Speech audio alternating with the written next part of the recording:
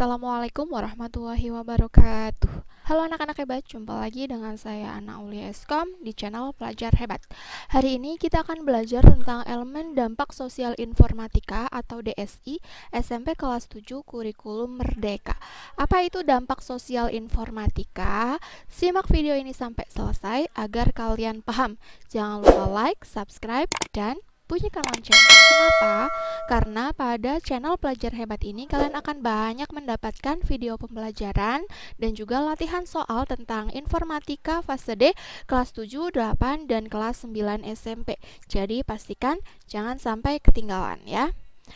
Langsung masuk ke dalam peta konsep yang akan kita pelajari pada elemen DSI atau dampak sosial informatika, di mana di elemen DSI ini kita akan belajar yang pertama adalah perkembangan teknologi informasi yang dibagi menjadi dua, yaitu pengaruh TIK dan juga dampak positif atau negatif TIK. Lalu kita akan belajar tentang kolaborasi di dunia maya, tentang media sosial, dan terakhir kita pelajari informasi pribadi dan hukum privasi. Oke, langsung saja kita pelajari yang pertama, yaitu perkembangan teknologi informasi dan komunikasi. Teknologi informasi atau TI adalah teknologi yang menggunakan komputer untuk menyimpan, mengambil, dan mentransmisikan atau mengirimkan data atau informasi. TI secara umum adalah sistem informasi dan sistem komunikasi atau sistem komputer yang terdiri atas perangkat keras, perangkat lunak, dan peralatan periferal yang digunakan oleh pengguna tertentu agar dapat berinteraksi dengan perangkat lain. TI dapat ditambah dengan peralatan komunikasi seperti jaringan komputer, telekomunikasi, dan internet. Dengan tambahan peralatan komunikasi tersebut, penggunanya dapat berkomunikasi dan mentransmisikan informasi tanpa dibatasi ruang dan waktu.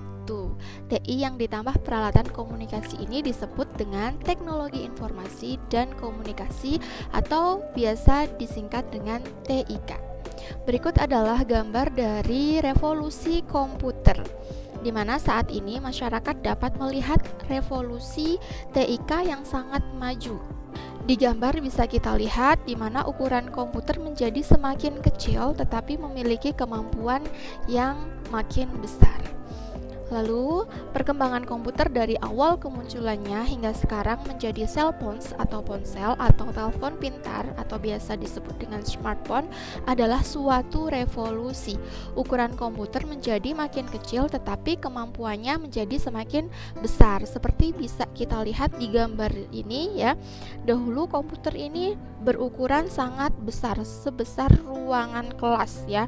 Tetapi pada saat ini ya, komputer hanya sebesar genggaman tangan ya, seperti yang kita rasakan sekarang. Komputer bisa kita genggam di tangan kita, jadi semakin hari semakin kecil dan kita tidak tahu di masa depan apa yang akan terjadi terhadap komputer itu, kita tidak tahu ya.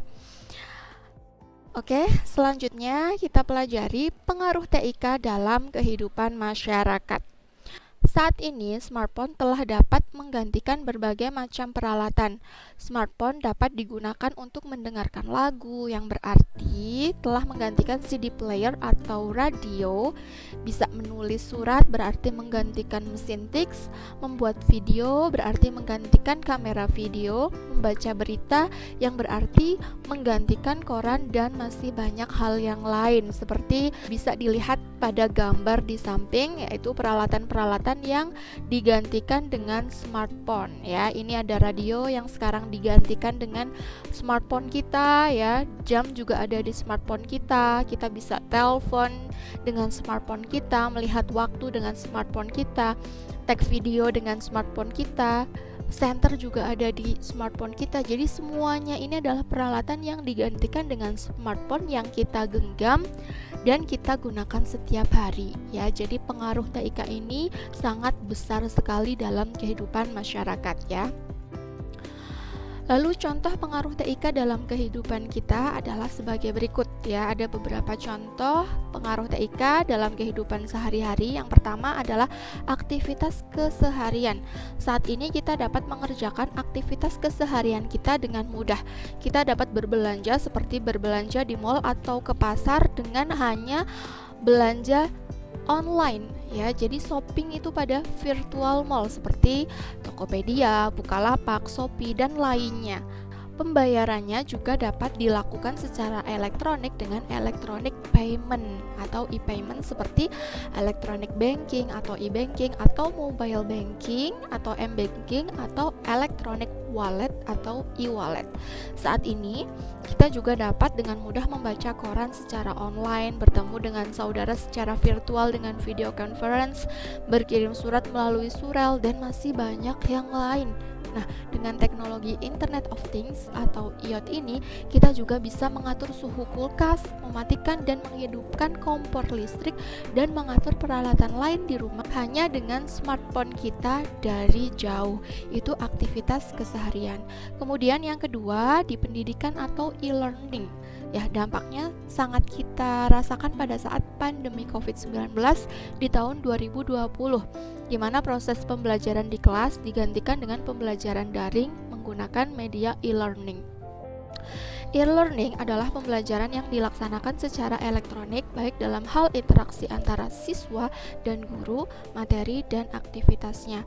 Dalam e-learning, interaksi siswa guru dilakukan dengan video conference. Materi disajikan dalam bentuk video, e-books, dan juga e-file. Berikutnya yang ketiga yaitu kesehatan. Ketika kita sakit, saat ini kita tidak perlu jauh-jauh pergi ke dokter. Kita bisa menggunakan telemedicine, di mana kita bisa bertemu dengan dokter secara virtual untuk berkonsultasi tentang sakit yang kita idap. Setelah melakukan diagnosis, dokter akan memberikan resep obat secara online yang langsung terhubung dengan apotek. Apotek selanjutnya akan menyediakan obat dan mengirimkannya ke alamat rumah kita. Pembayaran akan dilaksanakan secara online melalui e-payment lewat kartu debit ataupun kartu kredit. Jadi kita tidak usah jauh-jauh pergi ke dokter. Dengan telemedicine ya, kita bisa bertemu dokter secara virtual untuk berkonsultasi. Yang keempat, perdagangan. Perdagangan secara online disebut e-commerce. Saat ini negara kita memiliki situs e-commerce besar seperti Tokopedia, Bukalapak, dan lainnya. Ibu yakin kalian pasti sudah sering menggunakan e-commerce ini untuk berbelanja online ya. Situs ini seperti mall atau pasar yang dijalankan secara virtual. Seseorang bisa membeli barang yang dijual di situs ini. Dan yang terakhir yaitu pekerjaan. Dengan berkembangnya TIK, terbuka lapangan pekerjaan yang memerlukan keahlian yang berkaitan dengan TIK. Pekerjaan tersebut bisa dilakukan dari rumah, diantaranya ialah pengembang web, pengembang aplikasi, programmer, administrator jaringan TI, analis data, dan lainnya. Itulah beberapa contoh pengaruh TIK dalam kehidupan kita. Selanjutnya, kita pelajari dampak positif dan negatif teknologi informasi dan komunikasi. TIK telah berdampak pada kehidupan manusia, baik berupa dampak positif seperti meningkatnya produktivitas, efektivitas, dan efisiensi. Namun di sisi lain, TIK juga memiliki dampak negatif seperti berkurangnya interaksi tatap muka secara langsung atau face to face dan banyak beredarnya berita bohong di internet. Yang pertama kita pelajari yaitu dampak positif dari teknologi informasi dan komunikasi. Apa saja? Yang pertama yaitu pengelolaan kegiatan keseharian. Saat ini, kegiatan keseharian kita dapat dikelola dengan bantuan TIK yang berdampak pada produktivitas yang meningkat. Teknologi saat ini telah dapat mengendalikan peralatan rumah tangga yang kita miliki secara jarak jauh ketika terhubung dengan internet. Yang kedua, komunikasi dan hubungan sosial. TIK menyediakan fasilitas yang memudahkan kita untuk berkomunikasi dan berhubungan dengan orang lain. Komunikasi dengan orang lain saat ini sudah tidak mengenal batas geografis maupun negara. Dengan aplikasi email, chat, video conference, dan situs media sosial, kita dapat mengadakan komunikasi, baik untuk urusan pribadi maupun urusan pekerjaan dengan mudah dan cepat. Dampak yang ketiga yaitu pencarian informasi dan berbagai informasi. Penggunaan TIK mempermudah kita mendapatkan informasi. Dengan menggunakan kecanggihan mesin pencari atau search engine, kita dengan cepat mendapatkan informasi yang kita cari. Jadi kalau misalkan kita butuh data tentang sesuatu, kita tinggal buka saja search engine. Di search engine ini atau mesin pencari akan memberikan informasi tentang data yang kita cari, ya. Jadi sangat membantu. Yang keempat, hiburan. Selain untuk kegiatan yang formal, TIK juga memberikan dampak positif untuk dunia hiburan atau entertainment. TIK memberikan layanan untuk bermain games, memutar lagu, dan menonton video maupun film. Yang kelima, pendidikan. Inovasi dalam pendidikan berkembang dengan hadirnya TIK. Media belajar makin menarik dengan hadirnya multimedia yang interaktif. Cara belajar berkembang dengan hadirnya e-learning, pembelajaran jarak jauh, materi online, dan virtual learning. Siswa dapat mengakses konten dari situs yang tersedia dari seluruh dunia. Kemudian yang keenam, dampak positif yang keenam yaitu lingkungan tanpa kertas atau paperless. Penggunaan TIK untuk berbagai kegiatan dengan menyimpan data dan informasi dalam berbagai bentuk file menyebabkan menurunnya penggunaan kertas secara signifikan. Lalu yang terakhir yaitu pengembangan kecakapan hidup sehari-hari. Dengan akses informasi yang berkualitas, persoalan hidup yang dihadapi manusia akan dapat dibantu penyelesaiannya. Saat ini dengan berkembangnya aplikasi sosial media dan internet, berbagi konten menjadi semakin mudah. Itulah berbagai dampak positif dari teknologi informasi dan komunikasi. Lalu apa sih dampak negatifnya? Ada beberapa dampak negatif dari TIK. Yang pertama yaitu penyebaran informasi yang salah. Yang kedua, bisa-bisa kecanduan internet dan game. Ini yang menjadi masalah yang sangat besar terutama bagi pelajar Indonesia, kecanduan internet dan games. Lalu yang ketiga ada cyberbullying, lalu berkurangnya aktivitas sosial. Yang kelima berkurangnya aktivitas fisik karena kita lebih banyak dengan gawai, jadi aktivitas fisiknya itu makin berkurang.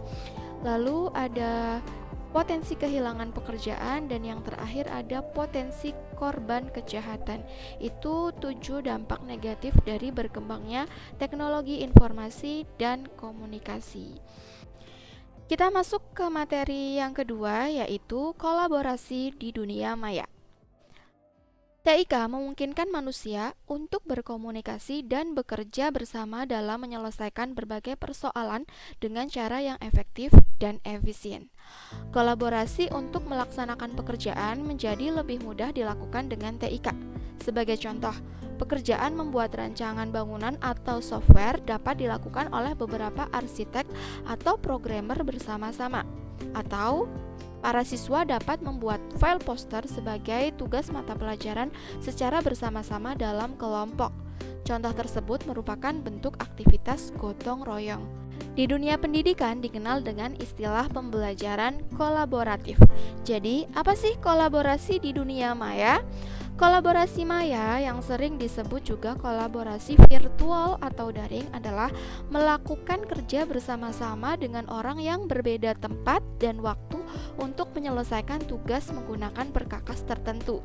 Jadi kita bisa berkolaborasi dengan teman kita walaupun berbeda tempat. Misalkan kita ada di sekolah kita atau ada di rumah kita, lalu kita punya teman di luar Jawa ataupun di luar negeri, kita bisa melakukan kolaborasi virtual untuk melakukan kerja bersama-sama ya untuk menyelesaikan tugas dengan menggunakan perkakas tertentu. Itulah kolaborasi di dunia maya. Lalu contoh perkakas apa saja sih yang bisa membantu kita agar kita bisa berkolaborasi di dunia maya? Nah, di sini ada tersedia banyak perkakas yang saat ini dapat digunakan untuk kolaborasi daring. Di antaranya yaitu ada Google dengan sekumpulan aplikasi, di antaranya yaitu Google Docs, Sheet, Calendar, Meet, Gmail, Jamboard, Drive, dan lainnya.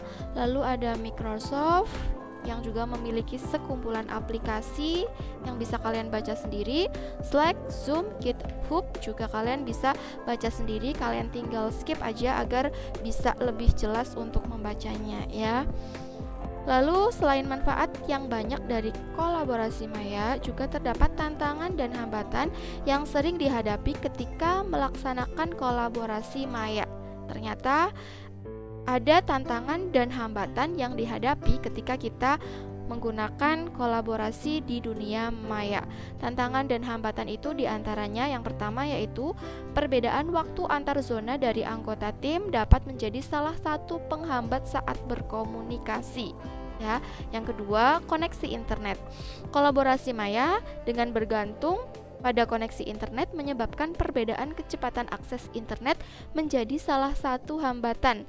Lambatnya koneksi dari salah satu pengguna akan mempengaruhi pengguna yang lainnya. Ya, itu dua hambatan saat kita melakukan kolaborasi di dunia maya. Lanjut ke materi yang ketiga, yaitu media sosial. Media sosial ialah salah satu teknologi yang dihasilkan dari perkembangan revolusi komputasi. Dan ibu yakin kalian semua pasti sudah sangat mengenal yang namanya media sosial. Media sosial adalah media interaktif yang memungkinkan penggunanya untuk berkreasi, menuliskan ide dan ekspresi, serta membagikan informasi tersebut dalam komunitas virtual. Komunitas virtual tersebut berjalan di atas jaringan komputer atau internet. Media sosial sering disebut sebagai produk web 2.0, di mana pengguna dapat menciptakan kontennya sendiri.